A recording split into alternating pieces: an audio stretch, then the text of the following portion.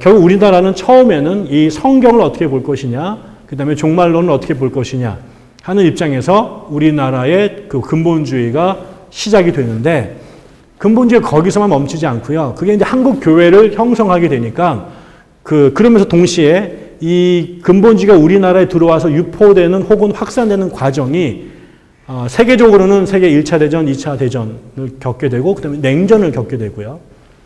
우리나라는 특별히 이 전쟁과 냉전 기간 동안에 세상에서 가장 그것이 첨예화된 이 냉전의 두 주체인 소련과 미국에 의해서 나라가 이제 분단된 그 영향을 받고 있는 한반도에 위치해 있으면서 이 냉전의 시기에 가장 냉전의 중심에 있는 나라가 되죠. 그러면서 특히 남한은 북한에서 기독교가 중심이었다가 해방되면서 북에서 남하한 사람들로 주로 교회가 재구성됐고, 그런 사람들이 공산주의에 대한 아주 막대한 피해를 입었고, 거기다 미국으로부터 복음을 받아들였고, 미국에 의해서 다시 재건된 나라 속에서 신앙생활을 하게 되면서 이 냉전이라고 하는 그 영향을 또 직접적으로 받고 안으로 끌어들이게 됩니다. 처음에 신학적으로만 근본주의적인 사고를 가졌던 사람들 안에 이 역사적, 정치적 경험이 그 안에 첨가되게 되고요. 그 다음에 그렇게 됐기 때문에 결국은 해방되고 나서 우리나라가 공산주의와 대치되는 정치적으로는 소위 말하는 자유민주주의 체제를 갖게 되고, 경제적으로는 공산주의나 사회주의 체제가 아니라 자본주의 체제를 경험하게 됐잖아요. 그러니까 신학적 자유주의에 못지않게 우리가 남한에서 45년 이후로 경험했던 정치체제, 경제체제, 그 다음에 미국과의 관계, 이런 것들이 신앙만큼 중요한 것으로 그 안에 끌어들어오게 되죠. 그래서 해방 전에는 주로 그 신앙 문제 갖고 근본주의적인 성향을 한국 교회가 가졌다면, 그 신앙적 문제 플러스 여기에 이런 정치 경제학적인 측면이 첨가되게 되고요. 그 다음에 한국이 전통적으로 기독교 이전에 유교나 불교 혹은 무속 이런 것들이 종교로 있었던 곳에 서양 종교로 들어오게 되니까 서양 사람들이 서양 안에서 경험하지 않았던 경험, 다시 말하면 미국 사람들은 한 번도 샤머니즘과 갈등을 가진 적이 없어요. 유교나 불교의 문제가. 근데 우리나라에 왔더니 소위 말한 종교적 다원 사회에 들어오게 되죠. 유럽은요, 릴리전이란 말은 그냥 기독교의 다른 말이었어요. 근데 우리나라에 오게 되면 릴리전 안에 기독교가 들어가 있는 형태가 되니까 서양 사람들이 경험하지 않았던 문제가 여기에 문화적인 문제가 들어오게 되고요. 또 하나는 이제 윤리적인 문제들이 또 생겨나게 되는데, 그거는 이제 미국의 영향이 매우 큽니다. 예를 들어서 술, 담배의 문제라든가, 그 다음에 동성애의 문제라든가, 낙태의 문제라든가, 이런 것들은 미국에서도 아주 근본주의자들이 중요하게 생각했던 요소들인데, 이게 우리나라에도 그대로 또 들어오게 돼서 한국의 고유한 문제와 미국에서 수입된 이슈들이 결합이 되면서 한국의 근본주의가 적어도 45년 이후로는 굉장히 복잡하게 변화되게 됩니다. 그래서 전에는 많은 사람들이 그냥 근본주의를 그냥 성서 무어설, 종말론 이런 것으로만 생각했었다면, 한국의 근본주의를 이해하려면 저는 이렇게 신학적 근본주의 외에 정치 경제적인 근본주의적 속성, 그 다음에 문화적인 윤리적인 속성까지 같이 봐야 한국의 근본주의의 바운더리를 이해할 수 있다라고 보는 거죠. 먼저 신학적인 근본주의예요. 이거는 우리나라의 아까처럼 그 소수의 30년대에 저항했던 진보적 사상가들이 밀려나게 되고, 나중에 해방 이후에 적어도 한신대학교를 중심으로 해서 기장이 분리되기 전까지, 그 다음에 분리되고 난 다음에도 고1파를 중심으로 하고는 한국의 거의 대부분의 그 종교학자들이나 기독교 윤리학자들 통계에 의하면 거의 90% 정도의 한국 기독교인들은 성경이나 종말에 대해서 근본주의적인 입장을 갖고 있다라고 보여지는 거죠. 그래서 아까처럼 우리나라도 지금 몇 개의 그 종합대학 안에 있는 신학부 정도에서만 성서 비평학을 가리키지, 대부분의 신학교들은 그런 것을 가리키기가 되게 어렵고요. 특별히 이제 그 신학 분야에서도 여러 가지 신학 종류가 있는데, 성서학자들이 우리나라에서 가장 어려움을 많이 겪게 되죠.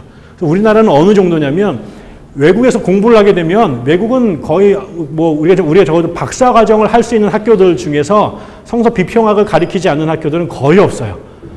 그러니까는 그런 방법론이 아니면 적어도 성서학 분야에서 공부를 했다고 말하기가 어렵죠.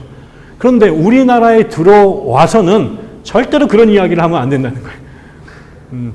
그래서 제가 예전에 들었던 에피소드 같은 경우도 뭐 학교마다 그런 걸 검열하는 교수들이 있어가지고 학위 논문을 갖고 다 이렇게 해가지고 빨간 줄 다 쳐가지고 총장이나 이사장한테 갖다 주니까 설령 내가 박사과정에서는 그런 논문을 썼더라도 한국에 와가지고는 그런 거를 강의실에서 함부로 말하기가 굉장히 어려운 그런 처지에 있다는 거죠. 그거는 대부분의 목사님들이나 그다음에 교인들이 이미 그렇게 100년 넘게 그렇게 오리엔테이션이 되어 있기 때문에 그것과 다른 소리를 하는 것을 받아들이기가 굉장히 어렵다.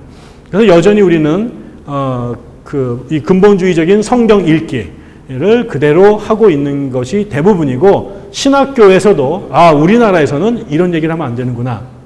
저도 개인적으로 에피소드가 하나 있는데요. 신도원에 갔을 때 그 성서 얘기를 하다가 보니까 성서 무엇을 얘기를 쭉 교수님이 하시는데 거기에서 이제 제가 갑자기 궁금이 든 거죠. 모세 오경에 모세가 죽는 얘기도 나오잖아요. 그럼 그 모세 죽는 얘기도 모세가 영감받아서 미리 알아서 쓴 건가? 제가 이제 손을 들고 조지신학 교수님께 질문을 했어요. 그래서 교수님은 어떻게 보세요? 그랬더니 교수님께서 어떻게 하긴 어떻게 안 보지 뭐 이렇게 얘기하시는 거예요. 그러고 나서는 저는 그 질문을 한 것 때문에 자유주의자로 긁혀가지고 그때부터 나는 성경을 되게 사랑하는 사람인데 나는 몰라서 질문한 거거든요. 근데 답은 안 해주시고 그냥 선생님 제가 나중에 더 이제 철이 들고 나서 보면 선생님이 모르실 리가 없죠. 근데 말을 할 수가 없는 거예요. 그 얘기에서 잘못 얘기하면 선생님의 목이 붙었다 떨어졌다 이렇게 하게 되니까 그래서 그 정도로 우리나라 신학교에서 그런 이야기를 하기 어렵다. 그러다 보니까 목사님들도 또 신학생들도 학교에서 다 배웠지만 교회 가가지고 성경 공부할 때나 설교할 때 그 얘기를 하기가 굉장히 어렵다는 거죠.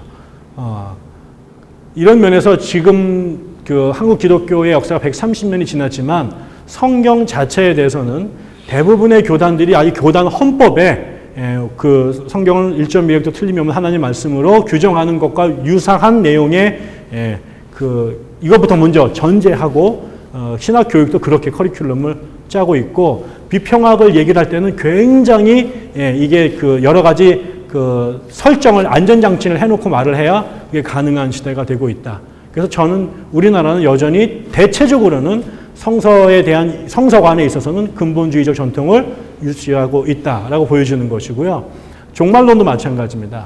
종말론도 사실은 우리나라 지금 주류 교단들 중에서는 세대주 전천연설, 묵시적 종말론, 다시 말하면 요한계시록 20장에 나와 있는 마지막에 휴거되고 대환란 있고 곡과 마곡이 있고 아마게돈 전쟁이 있고 이런 이야기를 문자 그대로 받아들이는 사람들이 점점 없어져 가긴 해요. 예전에 비해서.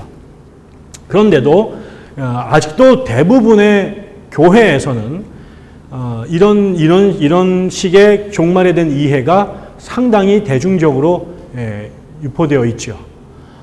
제가 70년대, 80년대 어렸을 때 그때 휴거라는 책이 우리나라에 많이 돌았습니다. 그래서 휴거 예수 잘 안 믿으면은 휴거 못하고 땅에 나가가지고 아마겟돈 전쟁 때 대환란을 통과해야 되는 이런 건데 제가 우리 교회에서 누가 그걸 읽어가지고 우리 중등부 애들이 다 읽었거든요.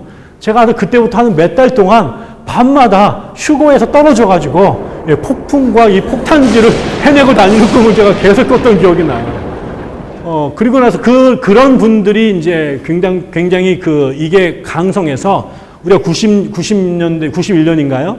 그때 이장님이라는 사람이 다미선교회를 만들어가지고 휴거를 예언했던 적이 있었는데 그때가 엄청난 사람들이 거기에 몰려갔습니다. 심지어는 제가 군대에 있을 때 군대 장교가 그 이야기를 듣고 내일이 만약에 휴거하는 예정 날이면 전날 낮부터 술이 챘어요.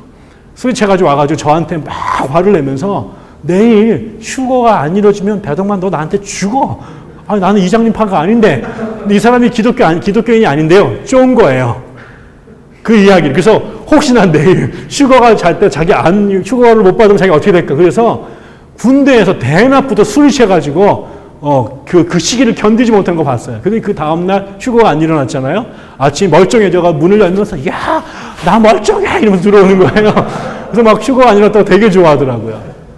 그게 안 믿는 사람이 그 정도였으니 실제로 이장님파에 들어가지 않았지만 그 마음의 동조에서 혹시나 이런 사람들이 아마 굉장히 많았을 거예요. 나중에 윤리학 이원규 교수가 조사한 걸 보면 지금도 우리나라에 이런 그 시한부 종말론을 믿는 그 단체가 200개가 넘는답니다. 그러니까 지금도 굉장히 많은 사람들 속에는 이런 생각들이 남아있는 현장들을 볼 수 있게 되고요. 또 그런 것과 관련된 영화라든가 이런 것들이 계속해서 이렇게 인기를 얻는 것도 보면 그런 현상들을 볼 수 있어요.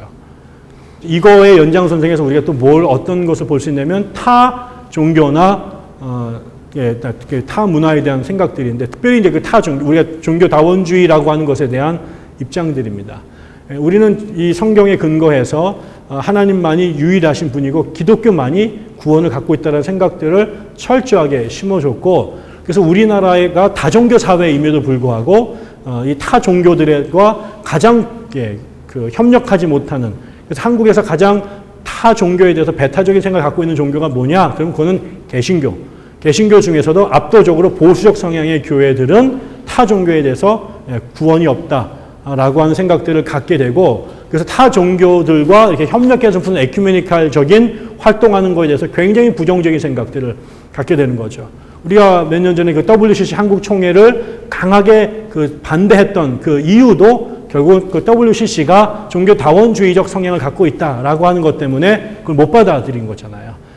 그래서 한때 그 이슬람에서 우리나라에 자금을 이제 투입해가지고 그 스쿠크법인가요? 그게 통과가 되려고 할 때 국회에다가 압력을 넣기도 하고 이슬람 포비아가 형성이 돼서 이슬람에 대해서 반대하고 최근에는 무슨 이슬람 음식이 들어오는 거에 대해서 또 강하게 반대하는 이런 것들이 그 타 종교와 공존하는 것들을 굉장히 힘들어합니다. 또 이슬람보다 훨씬 더 오래된 것은 기독교가 불교에 대한 이 반감들입니다. 그래서 소위 말하는 회불 사건이라는 것들이 굉장히 많이 벌어졌어요. 그 동네에 있는 그 사찰에 가서 거기에 석가모니 불상이나 아니면 만불상 같은 것들을 그 기독교인들이 가서 신앙의 이름으로 응징을 한 거죠. 그 석가모니 불상을 거기다가 막 페인트를 칠한다거나 만불상 같은 것들을 칼로 다 목을 친다든가 이런 일들을 신앙의 이름으로 하게 되고 그것이 일종의 영웅시되는 그리고 하나님의 계시로 그런 걸 했다. 이런 얘기도 있는 거죠. 제가 대학에 갔을 때 제가 다녔던 학교 앞에 그 장승이 있었습니다. 근데 어느 아침에 일어났더니 그 장승이 전기톱으로 누가 잘라버린 거죠. 그게 이제 아주 보수적인 기독교 단체, 선교 단체에서 한 걸로 나중에 밝혀져서 학교가 발칵 뒤집어졌는데 그런 것들이 하나님에 대한 우리의 신앙의 돈독함의 증거나 표현이라고 생각하는 사람들이 한국 개신교 안에 적지 않다라는 거죠. 그래서 우리가 그거에 대한 표현으로 소위 말하는 땅밟기 같은 것들을 해서 사찰에 가가지고 이 사찰을 무너뜨려 달라고 기도하거나 무당집 앞에 가가지고 이 점집이 그 영이 내리지 않도록 막아달라고 한다든가 이런 행동들을 우리가 거리낌 없이 할 수 있고 오히려 권면하게 되고 그게 오히려 신앙이 좋은 것처럼 표현되는 것도 결국 신학적 근본주의의 어떤 그 표현이다라고 보여지는 것이죠.